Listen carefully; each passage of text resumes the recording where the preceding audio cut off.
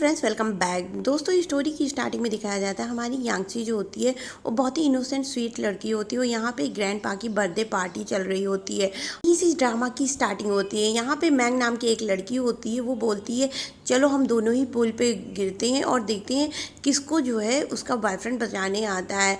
और यही बोल करके यांग जो है पुल में छलांग मार देती है और तभी यांगची को अपने बचपन की सारी बातें याद आती कि किस तरह से उसके मदर फादर की डेथ हुई, किस तरह से उसके फादर को बिजनेस में लॉस हुआ।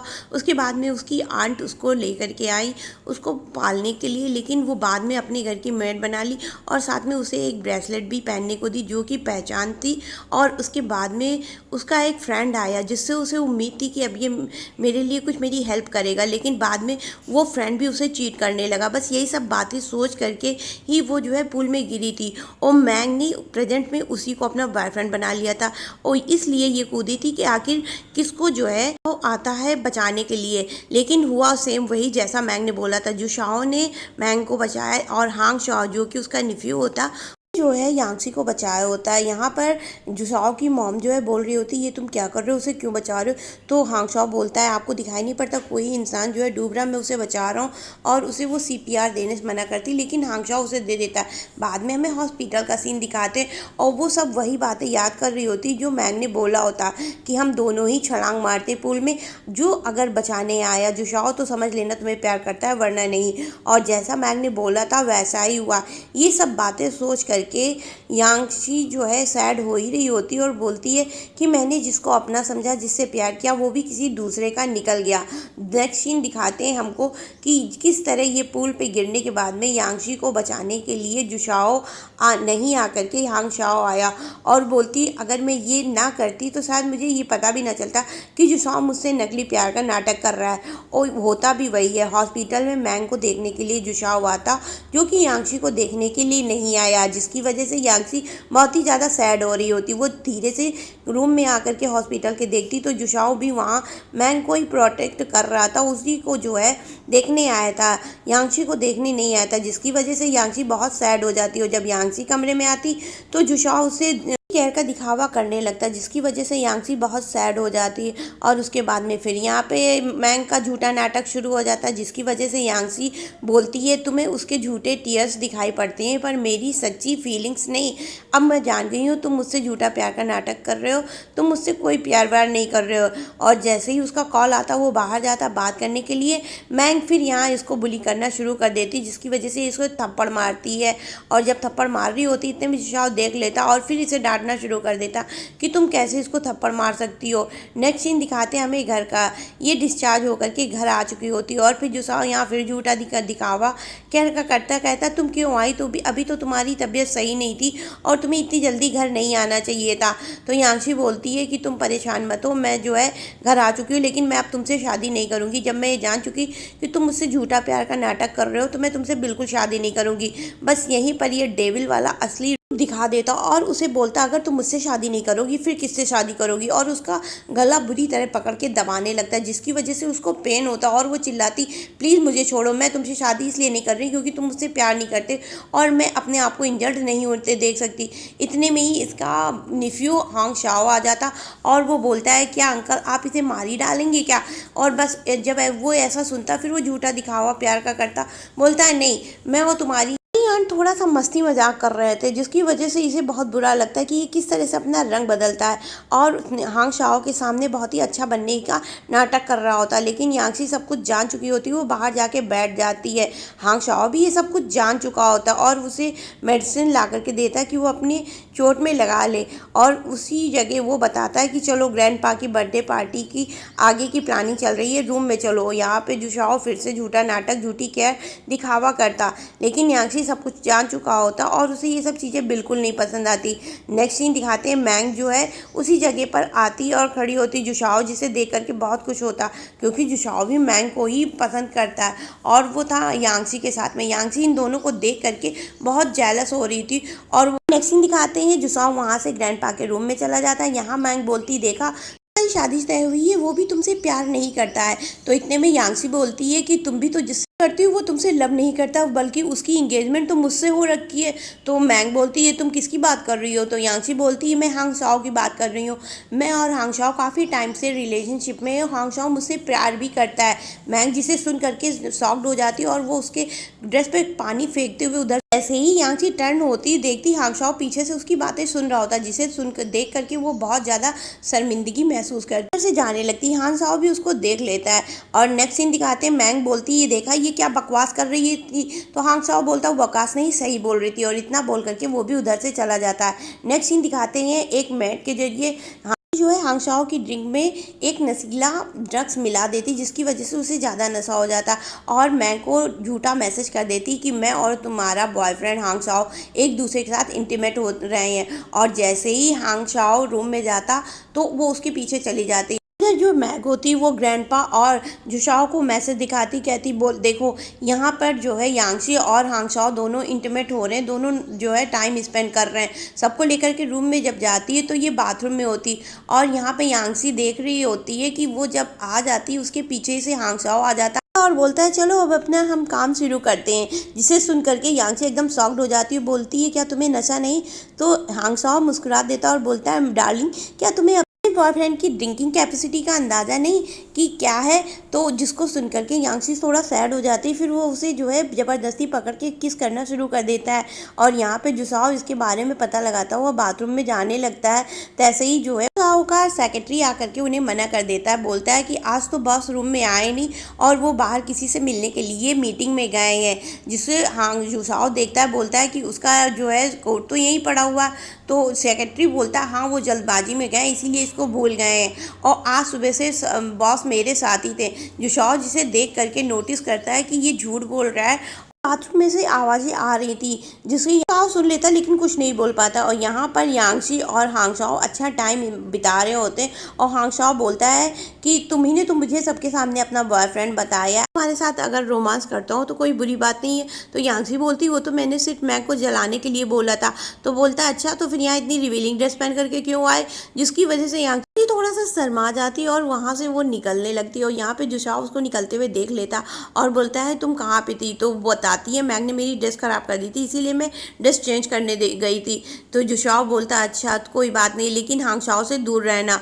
और वो किसी को फ़ोन करता है कि यांगची के बारे में पता लगाओ कि आखिर वो कहाँ थी।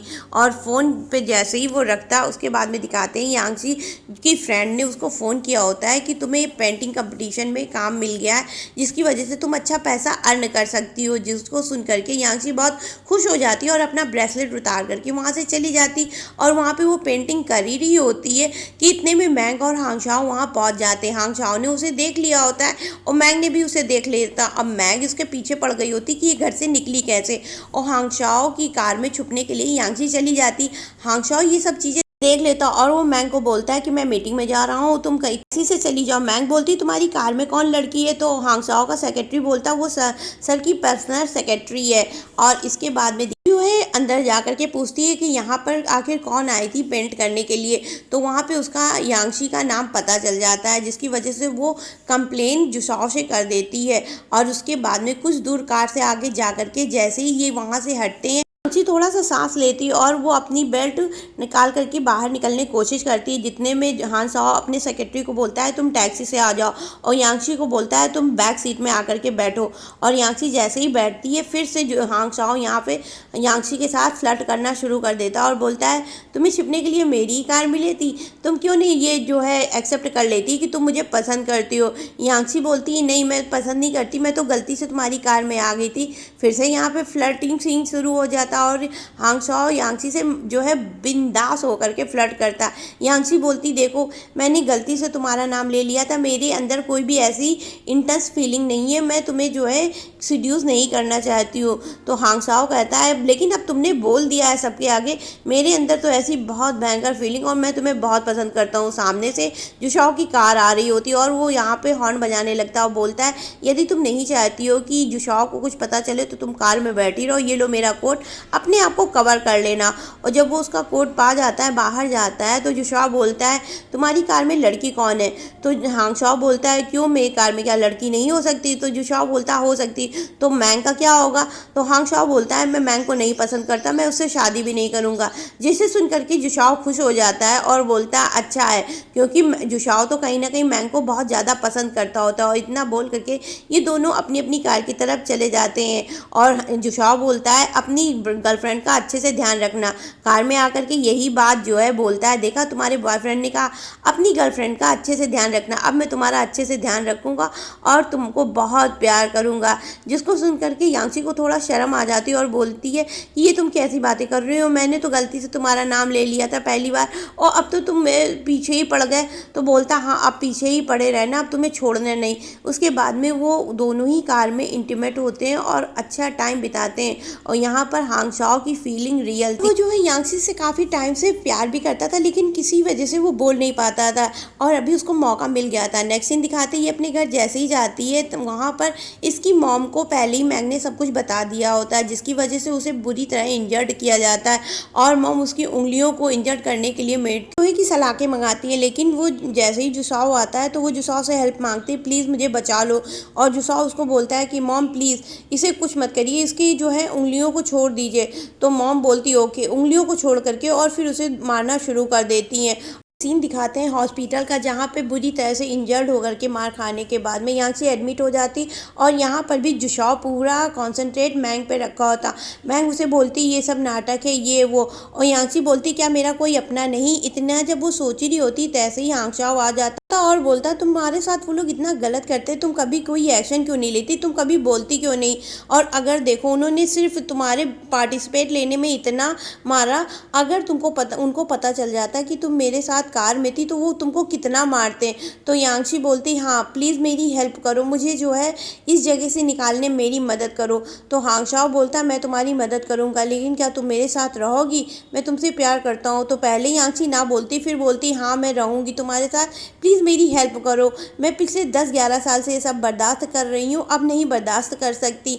नेक्स्ट सीन दिखाते हैं यांगची बचपन में ही उसकी मॉम ने उसकी आंट के लड़के के साथ उसका रिश्ता पक्का कर दिया था और यही सब सोच करके यांगची इस चीज़ को बर्दाश्त कर रही होती और वो सारी बातें जो है बता देती हांगशाओ को, जिसकी वजह से हांगशाओ बोलता है कि बचपन में माना कि सब कुछ हुआ, लेकिन इसका मतलब ये थोड़ी कि तुम अभी भी इन सब चीज़ों को बर्दाश्त करो। और उसके बाद में उसको किस करने लगता है। यहाँ पर मैंग जो मॉम को इम्प्रेस करने के लिए महंगे महंगे गिफ्ट खरीद के दे रही हो। जैसे ही ये मॉल से निकलते हैं वैसे ही कुछ लोग आकर के इन पर अटैक कर देते हैं और जिस तरह से यांगची की उंगलियां इंजर्ड हुई थी सेम उसी तरह आंट की भी उंगलियां इंजर्ड हो जाती हैं। मैंग उन्हें लेकर के टी लेकर के आती है और उसके सामने जैसे ही टी रखती है तो वो बोलती है तुम्हें दिखाई नहीं पड़ता आंट का हाथ कितनी बुरी तरह इंजर्ड हुआ, ऐसे में ये टी कैसे पियेंगी? और गर्म चाय उठा करके वो यांगची के हाथ में डाल देती है, जिसकी वजह से यांगची का हाथ बहुत बुरी तरह जल जाता है। जुसाओ ये सब देखता है लेकिन वो कुछ नहीं बोलता और ना उसकी मॉम। यहाँ पे हांगशाओ फिर आता है और बोलता आप इस तरह किसी दूसरे को, अपनी बहू को किस तरह से इंजर्ड करवा सकती हैं। और वो किचन में जाता यांगची का हाथ देखने लगता है और बोलता है तुम इतना काम करती हो उसके बाद में ये सब तुम्हारे साथ अच्छा बिहेव नहीं करते हैं। और इतना बोल करके वो यांगची के साथ में फिर से फ्लर्ट करना शुरू कर देता है और उसे किस करता है।